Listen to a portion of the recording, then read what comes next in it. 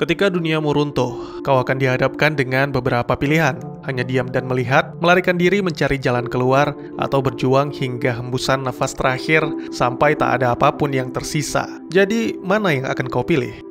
Itulah sebuah kisah pembuka di film yang berjudul Beyond Skyline, sebuah film fiksi ilmiah yang rilis di tahun 2017 garapan sutradara Liam O'Donnell. Dengan durasi 106 menit, film ini dibintangi oleh Frank Grillo, Bojana Novakovic, Johnny Weston, Kellen Mulvey, dan Lindsay Morgan, serta menampilkan juga aktor kebanggaan kita, Iko Uwais dan Yayan Ruhian. Ini adalah sequel dari film Skyline yang alurnya sudah pernah saya buatkan beberapa bulan yang lalu. Buat yang belum paham atau masih bingung, silakan cek link di deskripsi untuk mengakses playlistnya. Selamat datang dan selamat berjumpa kembali bersama saya Teguh Gusto, dan mari kita masuk ke ceritanya. Film dimulai dengan menampilkan seorang detektif bernama Mark Corley yang mengunjungi kantornya. Bukan untuk bekerja, tapi membebaskan anaknya, Trent, yang ditangkap karena terlibat perkelahian. Garcia, rekan Mark, telah melakukan sebisanya agar korban tidak menuntut Trent. Namun pria itu menegaskan bahwa ini adalah yang terakhir, karena Trent sudah sering sekali melakukan perbuatan melanggar hukum. Hubungan Mark dan putranya tidak terlalu baik, apalagi semenjak meninggalnya sang istri, yaitu Rose. Kehidupan dua laki-laki itu semakin berantakan. Sudah berminggu-minggu, Mark tidak bekerja. Setiap hari, dia hanya mabuk-mabukan, berharap bisa menghilangkan kesedihannya atas kematian Rose. Berbeda dengan Trent yang lebih memilih melampiaskan amarahnya, pemuda itu mematahkan rahang seorang pria yang menghinanya dengan sekali pukul. Itu memang membuat Mark bangga, tapi akan lebih baik jika Trent menjadi lebih dewasa dan bertanggung jawab atas dirinya sendiri. Mark terlalu mabuk sehingga tidak menyadari bahwa bensin mobilnya habis. Selain itu, karena tidak memiliki uang yang cukup, akhirnya kereta bawah tanah menjadi pilihan yang bijak bagi mereka berdua. Tiba-tiba saja terjadi guncangan dahsyat yang menyebabkan kereta menjadi tidak aktif. Tapi anehnya sang masinis yang bernama Audrey masih terus saja mencoba menghubungi pusat kendali untuk mendapatkan informasi. Lalu pada guncangan yang kedua, komunikasi pun tersambung. Mereka mendapat kabar tentang kekacauan yang terjadi di kota, serta larangan untuk menatap cahaya. Tentunya itu membuat semua penumpang bertanya-tanya. Dengan arahan Mark dan Audrey, mereka pun menuruni kereta dan menuju ke stasiun terdekat. Seorang wanita yang memutuskan untuk keluar tidak sengaja menatap cahaya. Trent yang berusaha menyelamatkannya juga ikut melihat, sehingga mereka berdua terhisap.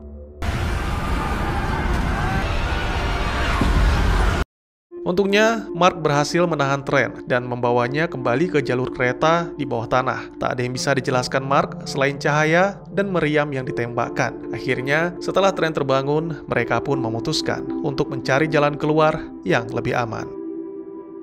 Beberapa waktu kemudian, mereka pun bertemu dengan rekan Mark, Garcia dan Sandra, yang berasal dari kepolisian. Garcia menceritakan setelah kembali dari toilet, dia tidak menemukan siapapun. Lalu ada sebuah benda besar yang melayang dan menghisap semua orang. Garcia menduga bahwa itu adalah kapal antariksa alien. Ya, alien telah menginvasi bumi. Kemungkinan tidak ada seorang pun yang selamat di atas sana. Namun berdiam diri di bawah tanah juga bukan solusi. Dengan arahan Audrey, mereka akan melewati jalur yang baru dibangun menuju ke barat. Kemudian mencari jalan ke dermaga demi mendapatkan bantuan dari pihak militer. Setelah semalaman berjalan, akhirnya mereka tiba di pintu keluar. Tim evakuasi meminta kelompok itu menuju ke dermaga tanpa sempat memberitahukan alasannya. Ternyata sedang terjadi pertempuran sengit antara angkatan udara melawan alien. Sebuah rudal pun diluncurkan, tidak hanya menghancurkan kapal alien, tapi juga kota Los Angeles. Sangat disayangkan, beberapa dari kelompok Mark tewas akibat ledakan tersebut. Tiba-tiba saja, Garcia ditangkap oleh alien dan kembali Trent dihipnotis dengan cahayanya. Menyadari hal itu, Mark langsung menembaki alien tersebut dan menyelamatkan rekannya. Namun alangkah terkejutnya mereka, ternyata makhluk itu kembali bangkit, mengambil otak Sandra, lalu dipakai untuk dirinya sendiri. Akhirnya Mark meminta kelompoknya untuk lari, kemudian dia meledakkan sebuah mobil demi menghancurkan alien. Sangat mengejutkan, kapal alien yang sudah hancur akibat rudal kembali bersatu, seolah memulihkan diri. Mereka pun langsung bergegas menuju ke dermaga sambil dikejar-kejar oleh monster raksasa. Menyadari bahwa dirinya telah kehilangan banyak darah, Garcia pun memutuskan mengorbankan diri demi menyelamatkan rekan-rekannya. Sayangnya, rencana pria itu gagal, tembakan-tembakannya sama sekali tidak mempan, dan Garcia langsung ditangkap oleh si monster. Kini yang tersisa hanya Mark, Trent, Audrey, dan juga seorang pria tua buta bernama Sarge. Mereka memang berhasil mendatangkan tim evakuasi, namun muncul monster raksasa lain yang menghancurkan helikopter tim penyelamat dan langsung mengirimkan kelompok Mark ke dalam kapal induk. Ternyata monster raksasa itu adalah robot biomekanik yang dikendalikan oleh alien. Setibanya di kapal induk, makhluk itu melihat benua Amerika telah menjadi zona merah, yang mungkin artinya telah dikuasai, lalu dia menentukan destinasi baru, yaitu Kepulauan Hawaii. Beberapa waktu kemudian, Mark terbangun di antara tumpukan manusia. Sebuah tentakel menangkap seorang pria untuk diambil otaknya. Menyadari hal itu, Mark dengan cepat berusaha menyelamatkan Trent dan menembaki tentakel yang terus bermunculan. Alien yang mengetahui kekacauan yang ditimbulkan Mark langsung memindahkan para manusia, kecuali Mark. Pria itu berhasil lolos dan nyaris jatuh. Untungnya kaki Mark tertancap pada sesuatu sehingga dia bisa kembali ke dalam kapal. Di ruangan lain, Mark menyaksikan tubuh biomekanik yang dihidupkan dengan cara diisi otak manusia, mayat para ibu hamil yang bayinya telah diambil dan diletakkan ke dalam telur, serta alien bermata merah yang secara mengejutkan malah menyelamatkan Mark. Itu membuat sang kapten kapal terlihat tidak senang, dan sepertinya dia merencanakan sesuatu yang kejam.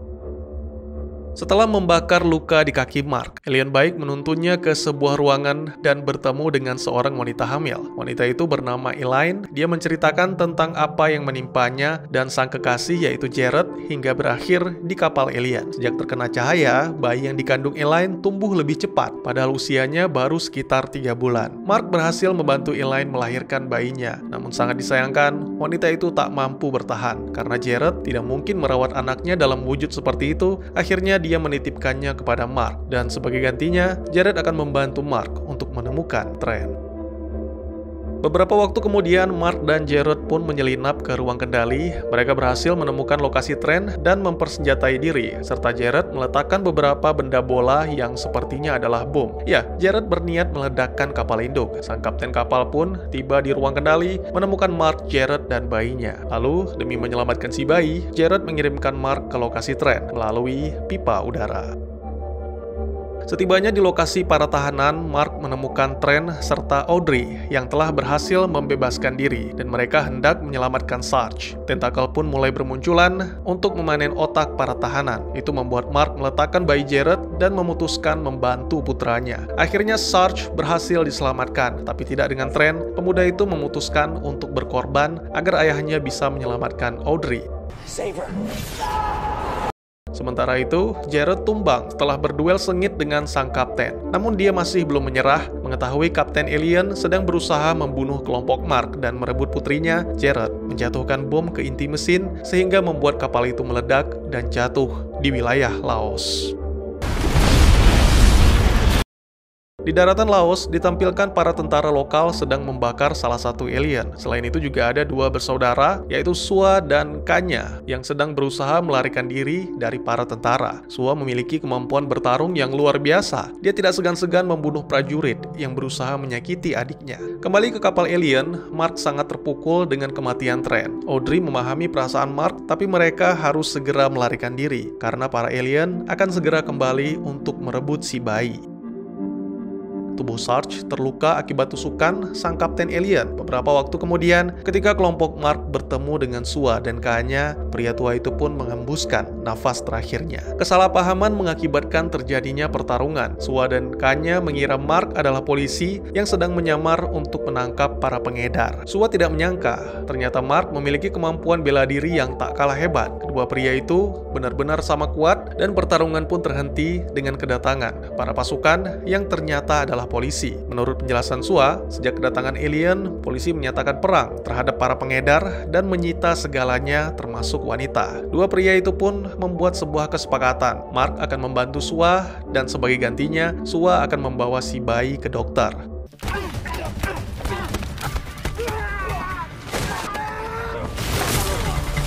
Di kapal alien, sang kapten mengaktifkan mode pemulihan diri kapal induknya serta menyiapkan pasukan-pasukan baru untuk melakukan penyerangan. Salah satu dari pasukan itu mendapat kesadaran Trent, namun sepertinya bisa diredam karena masih belum cukup kuat untuk mengambil alih tubuh biomekanik.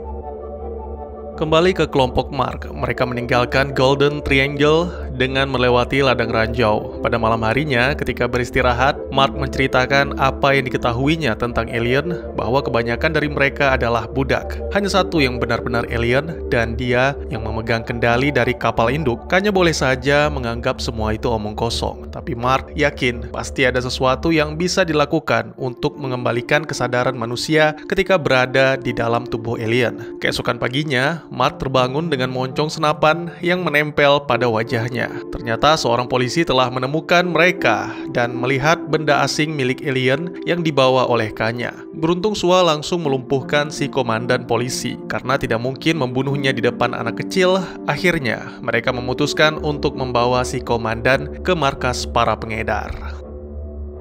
Candi atau kuil Siwa. Kanya menjelaskan bahwa 1000 tahun yang lalu candi itu dibangun untuk memuja para dewa, tapi kini malah digunakan untuk melawan mereka. Markas para pengedar berada di terowongan rahasia di bawah candi. Di sana Mark bertemu dengan Harper, seorang ahli kimia yang sedikit mengerti tentang dunia kedokteran. Dia sangat terkejut dengan suhu tubuh si bayi yang tinggi, dan yang lebih mengejutkan lagi, bayi yang lahir 2 hari yang lalu kini terlihat seperti anak berusia 3 tahun. Mark belum bisa menjelaskan apapun karena dia tidak bisa mempercayai para pengedar, bahkan di saat mendekati akhir dunia. Sua hanya tersenyum sinis. Dia tidak takut dengan akhir dunia karena dahulu kala US pernah mendatangkan bencana yang sama dan para warga berhasil selamat dengan berlindung di bawah candi. Beberapa waktu kemudian, Harper yang meneliti sampel darah anak yang dibawa Mark menemukan sesuatu yang mengubah DNA-nya, sehingga Harper tak yakin kalau anak itu masih manusia. Itu membuat Kanya benar-benar terkejut. Wanita itu langsung berusaha untuk membunuh si gadis kecil. Beruntung Mark dan Sua datang tepat waktu untuk menghentikan Kanya. Akhirnya, di sini Mark menceritakan yang sebenarnya tentang apa yang terjadi dengan anak itu dan eksperimen yang dilakukan alien dengan janin manusia. Hanya anak itu yang berhasil selamat. Mungkin dia akan menjadi kunci dan harapan bagi umat manusia. Setelah meneliti lebih lanjut, Harper menemukan bahwa darah si gadis kecil begitu luar biasa dengan sel yang padat seperti perisai. Namun kabar buruknya gadis itu tidak akan bertahan lama karena pertumbuhan yang terjadi secara terus-menerus akan merusak seluruh sistem tubuhnya. Oleh karena itu dia membutuhkan transfusi darah yang cocok. Mark langsung mengajukan diri karena kemungkinan tubuhnya sudah mengandung sel alien ketika Jared memasangkannya senjata. Akhirnya transfusi pun dilakukan dan itu berhasil membuat si gadis kecil bertahan hidup. Harper masih terus melanjutkan penelitiannya, yang kali ini dengan benda bola milik alien yang dibawa oleh Kanya. Ternyata benda itu adalah semacam peluru dan cairan biru di dalamnya merupakan energi cahaya yang dijadikan senjata para alien untuk mengendalikan pikiran. Mungkin terdengar seperti bakteri atau virus, tapi itu sebenarnya adalah darah alien yang secara biologis cocok dengan DNA manusia. Harper menduga mungkin saja para alien itu menciptakan dan meletakkan manusia di bumi. Lalu seperti tumbuhan padi, setiap beberapa milenium mereka datang untuk memanennya. Tapi ada satu hal yang tidak diperhitungkan oleh alien, yaitu evolusi. Itu bisa menjadi senjata dengan menyuntikkan darah si gadis kecil ke dalam peluru, lalu dimasukkan ke dalam meriam di kapal induk, maka bisa membebaskan pikiran manusia yang ada di tubuh alien. Untuk itu mereka harus menyelinap ke kapal itu. Lalu setelah diberikan senjata, Audrey diminta memasang perangkap bersama dengan Kanya. Serum yang mengandung darah si gadis kecil telah disiapkan. Sangat mengejutkan, serangan datang secara tiba-tiba. Kanya yang terpisah memutuskan memancing alien ke ladang ranjau, serta mengorbankan diri demi Audrey. Ternyata penyerangan dari sang kapten telah dimulai. Meskipun kapal induk belum sepenuhnya pulih, tapi dia telah mempersiapkan beberapa prajurit dan robot raksasa untuk bertempur, sekaligus merebut anak yang dibawa Mark. Sua menolak pergi meninggalkan markasnya. Dia dan para pengedar memutuskan untuk bertahan, seperti yang telah mereka lakukan selama ini. Mark mengetahui bahwa peluang keberhasilannya untuk menyelinap sangat kecil, namun dia tidak menyerah. Mark tetap akan membawa serum yang menjadi satu-satunya harapan untuk mengembalikan Trent serta mengalahkan para alien. Beberapa waktu kemudian, setelah memasang beberapa perangkap bom, kelompok pengedar berhasil mengalahkan alien jenis drone. Sayangnya tidak dengan jenis prajurit yang memiliki kecerdasan, alien itu mengamuk dan membantai hampir seluruh kelompok pengedar. Untungnya, dalam keadaan terpojok, Sua berhasil melumpuhkan si prajurit dengan jarum suntik dan kemudian membakarnya. Itu membuat sang kapten benar-benar marah. Dia langsung bersiap masuk ke arena pertempuran dengan menggunakan robot biomekaniknya. Sementara itu, Mark berhasil menyelinap ke ruang mesin senjata atau meriam di kapal alien. Sayangnya, keberadaan Mark telah diketahui oleh seorang prajurit dan pria itu pun berhasil ditumbangkan. Si prajurit alien tiba-tiba terdiam ketika melihat cincin kawin Mark yang terjatuh. Ya, dia adalah Trent yang masih berusaha membangkitkan kesadarannya. Akhirnya, Mark memanfaatkan kesempatan tersebut untuk menendang Trent. Kemudian dia memasukkan peluru yang telah disuntikkan serum ke dalam meriam sehingga membuat ingatan Trent kembali. Kembali ke candi, Sua terpaksa mengevakuasi orang tua, wanita, dan anak-anak, serta mengajak para pria yang mampu untuk bertempur bersama, termasuk komandan polisi dan juga Harper. Ternyata candi itu telah benar-benar terkepung, sehingga sulit bagi mereka untuk melarikan diri. Sua bersama para pria pemberani melakukan perlawanan sengit, dan bahkan Harper yang awalnya tidak berguna, memutuskan untuk mengorbankan nyawa demi menyelamatkan Audrey dan si gadis kecil.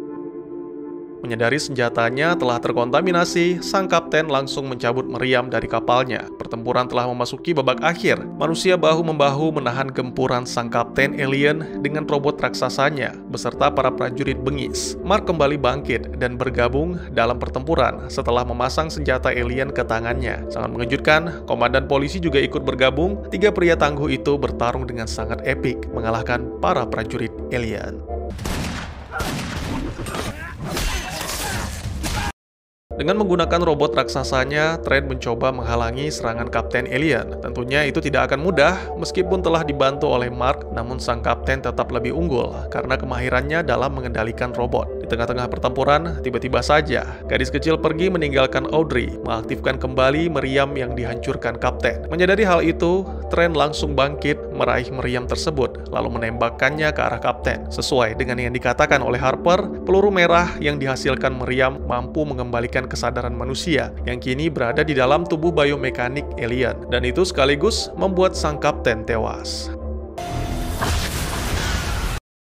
Film pun ditutup dengan menampilkan para jagoan kita yang kembali berkumpul. Sua akhirnya membuktikan bahwa manusia akan selalu berhasil bertahan, tapi tidak hanya itu, kini manusia harus beradaptasi dengan evolusi seperti yang dialami Trent dan si gadis kecil yang akhirnya diberi nama sesuai dengan nama istri Mark, yaitu Rose. Lalu ditampilkan 10 tahun kemudian, Rose telah tumbuh dewasa dan menjadi seorang kapten kapal yang sesaat lagi akan memasuki orbit bulan di mana perang besar akan berlangsung. Bagaimanakah kelanjutan kisahnya? Apakah manusia bisa memenangkan pertempuran melawan sang pencipta? Dan tamat. Tidak perlu mengharapkan pemahaman ilmiah dari film ini, karena itu hanya akan membuat kepala Anda botak. Tidak ada penjelasan ilmiah apapun, bahkan Harper yang seorang ilmuwan saja bicaranya ngawur. Apa hubungannya ketahanan sistem tubuh sama transfusi darah? Udah gitu, main kira-kira aja lagi. Oh, si Mark habis dipasangin senjata nih, tandanya darahnya sudah berevolusi. Apaan coba? Kita tidak perlu mengkritik soal visual effects yang mirip naga sinetron televisi dalam negeri, karena memang budgetnya benar-benar terbatas. Tapi untuk cerita, seharusnya film yang sangat ringan ini bisa ditulis dengan baik oleh orang yang lebih berpengalaman. Anda bisa bayangkan, prajurit alien yang awalnya begitu kuat dan sulit ditaklukkan, di akhir film bisa dibunuh dengan belati dan pedang. Bahkan si Mad Dog bisa menghadapi 2 sekaligus, meskipun pada akhirnya mati dengan sangat mengenaskan. Padahal kita sama-sama tahu, alien itu adalah tubuh biomekanik yang berarmor canggih. Tapi di balik itu semua, adegan bertarung dalam film ini pantas diacungi jempol. Di balik kekonyolan naskahnya, film ini menyuguhkan aksi adu jotos yang cukup seru. Apalagi ketika pertarungan Mark versus Sue. Itu the best sih menurut saya. Jenis yang paling banyak ditemukan di film kedua, karena banyak manusia yang telah dipanen. Seperti yang kita lihat, warrior atau prajurit ini sebenarnya adalah tubuh buatan atau biomekanik yang diisi dengan otak manusia, dan tentunya telah dikendalikan oleh Shepard. Tugasnya melayani ras alien harvester sebagai prajurit, dan jika diperhatikan lagi adegan pertarungan Sua, kelemahan prajurit terletak pada bagian leher, di mana tembakan atau tusukan akan berakibat fatal. Meskipun saya pribadi masih sulit menerimanya.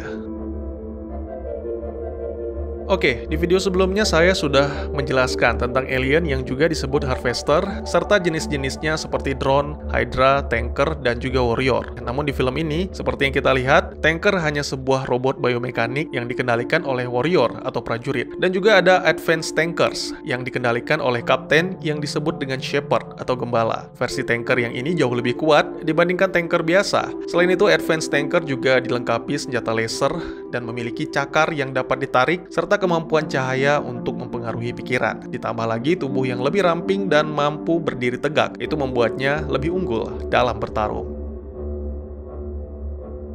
Berbeda dengan warrior, Shepard adalah seorang komandan atau kapten kapal alien yang mengontrol serta mengkoordinasi semua aktivitas alien di sebuah planet, mulai dari memanen hingga menyerang sebuah kota. Ya, inilah yang dimaksud dengan Mark, makhluk yang murni benar-benar alien. Tanpa Shepard, semua kroco-kroconya seperti drone, hydra, dan warrior akan mati, kecuali yang bermata merah atau hybrid yang kesadaran manusianya telah kembali.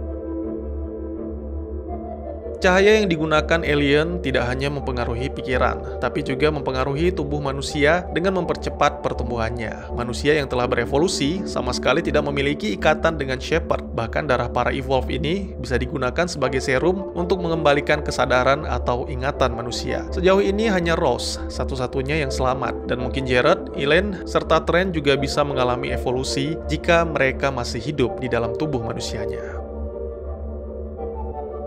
Seperti yang sudah saya jelaskan, jenis ini tidak hanya mendapatkan ingatan masa lalu sebagai manusia, tapi juga memiliki kebebasan yang artinya mereka tidak mengikuti perintah Shepard. Jared adalah jenis hybrid pertama. Berbeda dengan Trent, Jared memiliki keinginan dan tekad yang kuat, yaitu untuk melindungi Elaine dan bayinya, yang mana secara otomatis membangun kekebalan terhadap pengaruh alien. Sebenarnya semua warrior atau prajurit mendapatkan kesempatan yang sama. Ketika dimasukkan otak manusia, beberapa kenangan akan muncul. Namun pada akhirnya kembali ke manusia itu sendiri, seberapa kuat tekadnya untuk mengambil alih kendali tubuh warrior dan melawan pengaruh dari Shepard. Secara keseluruhan, saya melihat film ini agak mirip dengan Independence Day, dan film selanjutnya seolah menjawab rasa penasaran saya, bagaimana akhirnya perang melawan alien untuk membebaskan manusia dari ancaman makhluk asing. Ya, akan kita lanjutkan pembahasan ini di video selanjutnya yang berjudul Skylines. Tentunya jika kalian tertarik. Bagi teman-teman yang punya teori tentang film ini ataupun ingin berdiskusi, atau mungkin juga teman-teman punya referensi film lain untuk kita review, silahkan tuliskan di kolom komentar atau bisa DM ke Instagram saya di @teguhgusto. Insya Allah pasti akan saya baca. Mari kita jadikan kolom komentar sebagai sarana penambah wawasan dan menciptakan jalinan persaudaraan, bukannya malah menjadikannya sebagai tempat pembulian sehingga menciptakan permusuhan. Sekian dulu videonya, dan jangan lupa untuk dukung terus channel ini dengan cara share, like, dan subscribe, karena dukungan dari kalian sangat berharga bagi saya demi perkembangan channel ini. Saya Gusto, sampai jumpa di video selanjutnya. Tetap semangat, tetap bersyukur setiap hari. Dah.